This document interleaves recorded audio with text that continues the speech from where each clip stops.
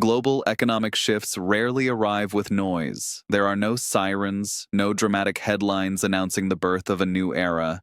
They begin quietly, with a single boardroom decision, with an email sent after midnight, with a spreadsheet where someone compares energy costs, taxation levels, and regulatory risk, with a question that until recently would have sounded like heresy: is Europe still the best place to build the future of business? For decades, the global economic map appeared stable. Financial centers had fixed addresses. Capital flowed along familiar routes. The West functioned as the core, while much of the rest of the world served as production backyards, raw material suppliers, or reservoirs of cheap labor. The system worked. It created a sense of permanence. It reinforced the belief that economic hierarchy was structural rather than temporary. Then the crises arrived. First financial, then pandemic, followed by energy shocks and geopolitical fragmentation.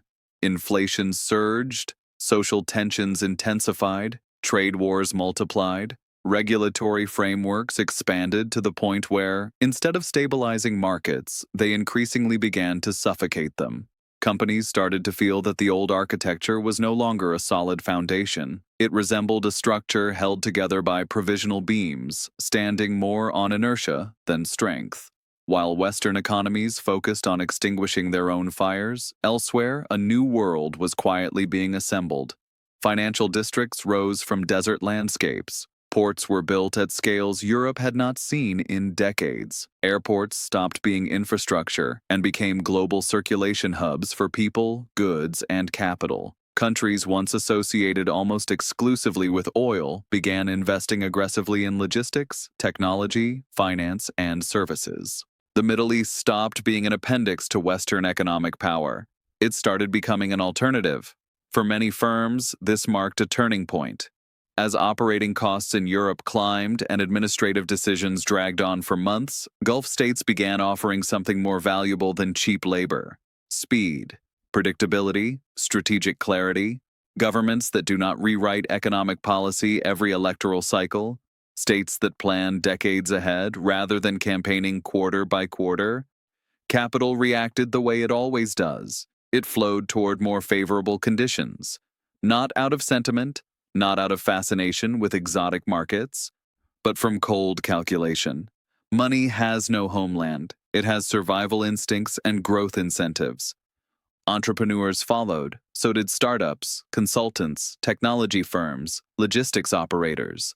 European companies increasingly opened regional headquarters in the Middle East. IT specialists and senior managers chose fast-growing regional cities over saturated Western markets. Corporations stopped treating the region as an experiment and began integrating it as a second pillar of global strategy. Yet beneath this optimism lies a harder layer of reality. The Middle East is not a fairy tale of effortless wealth. It is a region with strict rules, with strong state authority, with different boundaries of economic and social freedom. It is an environment that demands not only capital, but cultural competence, political intelligence, and the ability to operate inside systems where decisions are fast, but consequences are long-lasting.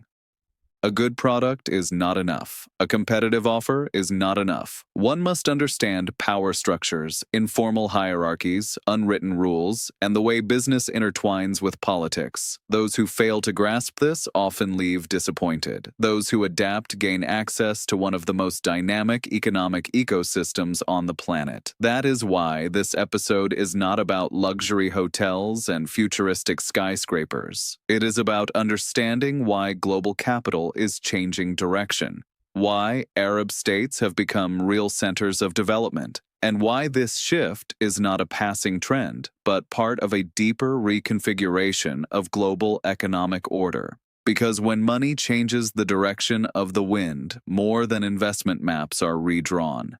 Trade routes shift. Decision centers relocate. The architecture of economic power evolves. The Middle East does not want to watch this transformation. It wants to co-author it. And the question facing the rest of the world is blunt.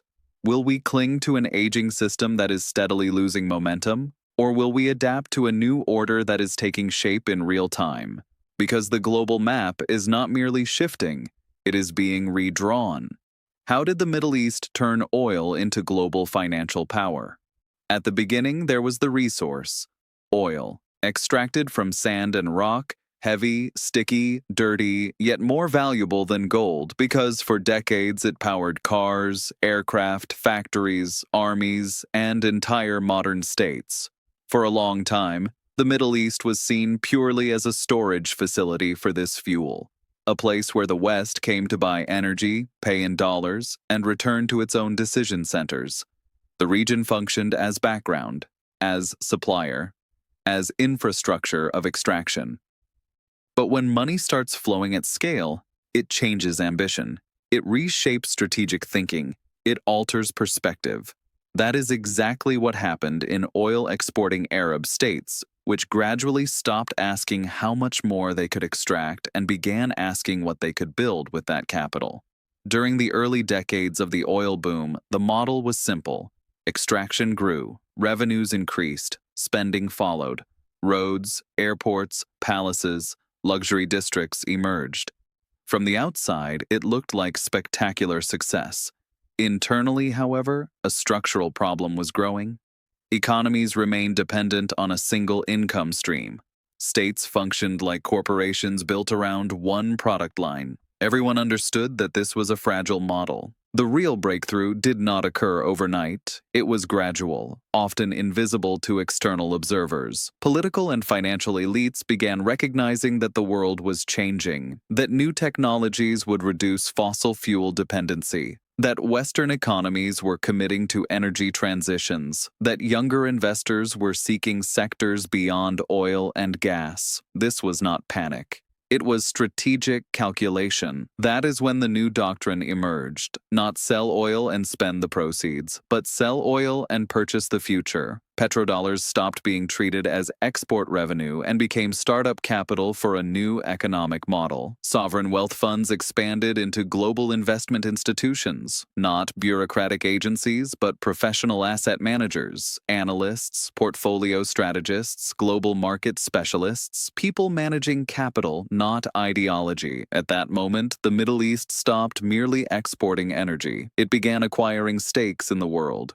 Regional capital flowed into banks, technology firms, infrastructure projects, real estate, logistics networks, entertainment industries, sports leagues, and media conglomerates. Money stopped sitting idle. It began working, not locally, globally. This shift altered the balance of power. Arab states moved from raw material exporters into strategic investors. Owning ports means influencing trade flows. Funding data centers means gaining access to technological infrastructure.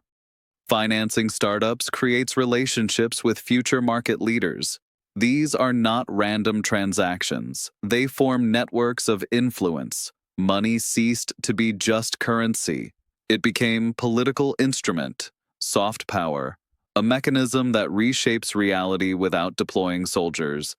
Simultaneously, massive investments were directed inward. Global acquisitions were only one side of the strategy. The other was building domestic economic ecosystems. Financial districts emerged, special economic zones expanded, technology parks multiplied, logistics hubs formed around megaports. Airports were redesigned as planetary transit centers. These were not cosmetic projects. They were foundations for long-term business architecture. The Middle East began constructing something new, a system, an integrated model where capital, infrastructure, and state authority operate in coordinated alignment.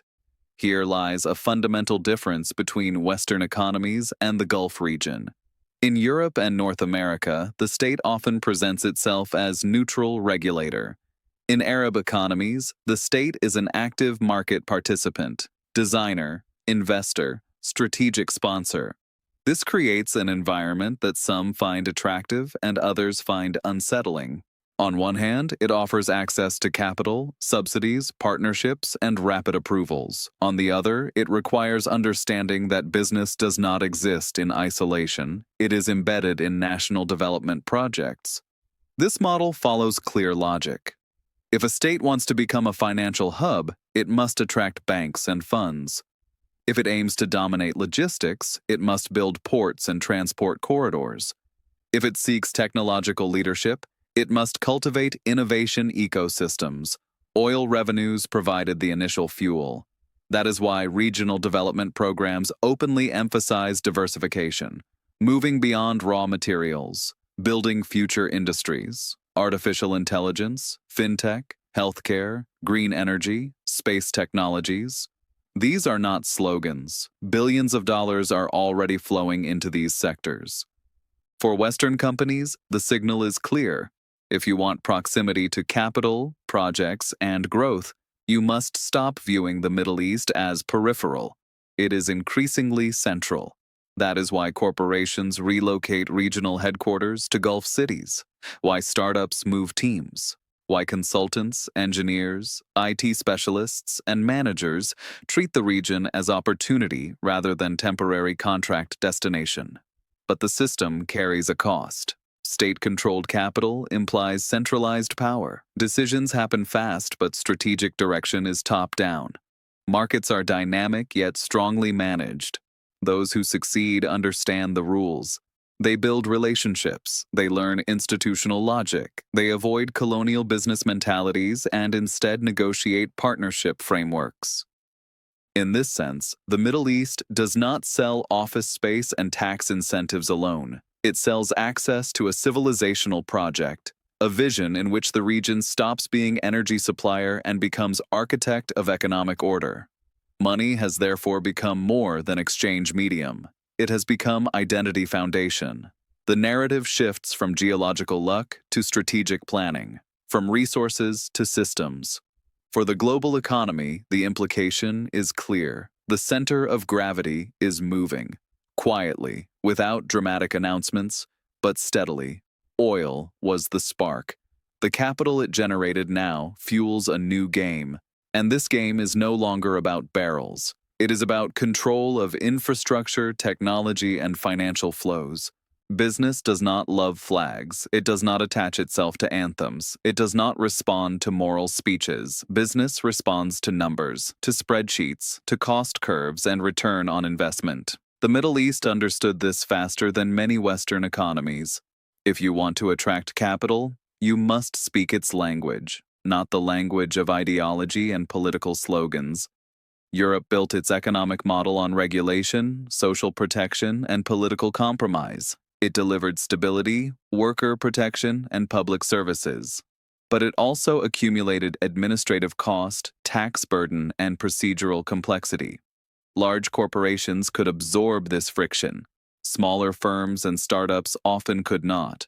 At the same time, Arab economies asked a different question, not how to protect systems from capital, but how to make capital voluntarily enter the system.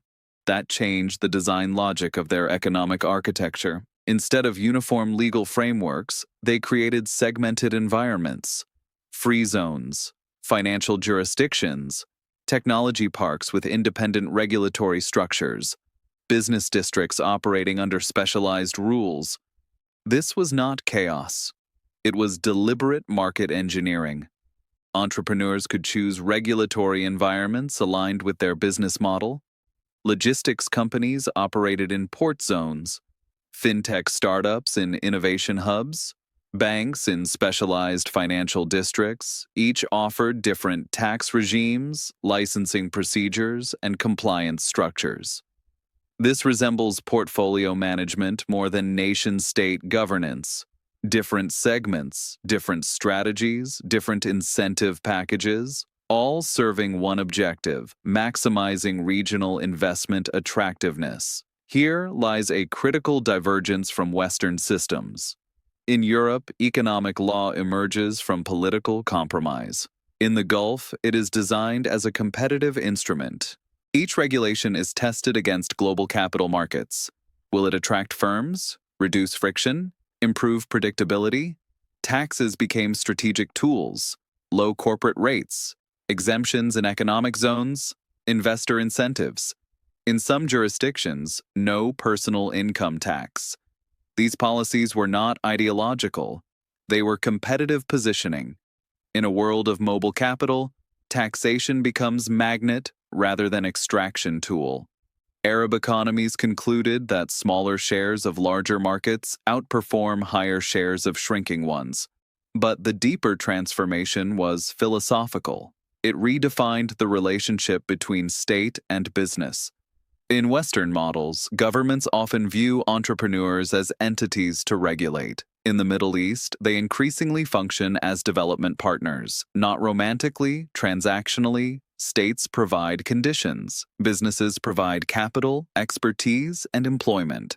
This logic appears clearly in foreign investor programs, incentive packages, office subsidies, recruitment support, fast-track visas, dedicated project managers. Entrepreneurs are not left alone. In Europe, businesses learn the system. In the Gulf, systems increasingly adapt to businesses. This changes operational dynamics. Bureaucratic resistance becomes service orientation. Entry control becomes sector selection. Governments openly define priority industries and allocate premium incentives accordingly. Technology firms receive innovation hubs. Financial institutions access regulatory sandboxes. Logistics companies operate within integrated port ecosystems. Healthcare firms enter medical clusters. Each sector receives institutional infrastructure. Another consequence is speed. Political decisions translate rapidly into implementation. Regulatory frameworks adjust faster than in parliamentary systems constrained by multi-year legislative cycles. This agility matters in industries evolving faster than legal frameworks. But speed concentrates power. Transparency decreases. Personal and political relationships gain importance. For some entrepreneurs, this is barrier. For others, it is operational reality. The Middle East is not copying Western liberal capitalism. It is constructing its own version. Directed capitalism, project-based capitalism, a model where the state actively shapes markets instead of retreating from them. It resembles corporate governance more than classical democracy.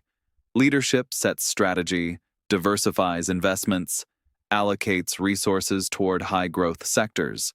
For foreign capital, the message is direct, align with national strategy, and receive support, operate outside it, and operate alone. This creates selective markets. Not every industry is welcomed, but those aligned with long-term visions receive conditions rarely found in Western economies. Digital governance completes this architecture. Gulf states recognize that bureaucracy does not need physical offices. It can be automated, integrated, centralized online. Company registration, visas, licenses, permits, taxation. Increasingly processed within unified digital ecosystems. This saves time and reinforces modern state branding. Foreign investors often experience cultural shock.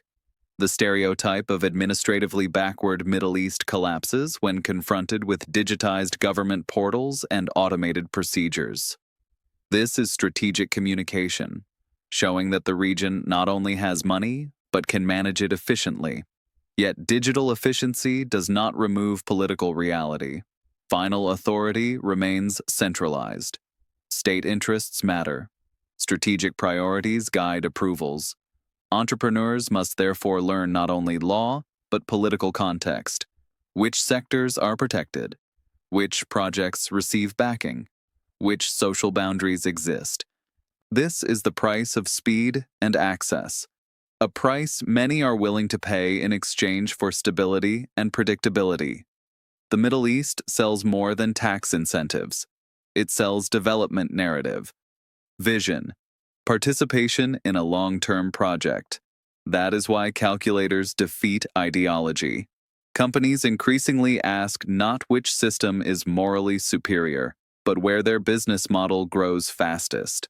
The Middle East answers with numbers, with infrastructure, with execution speed. It does not promise paradise. It promises advantage, and that is enough to attract capital.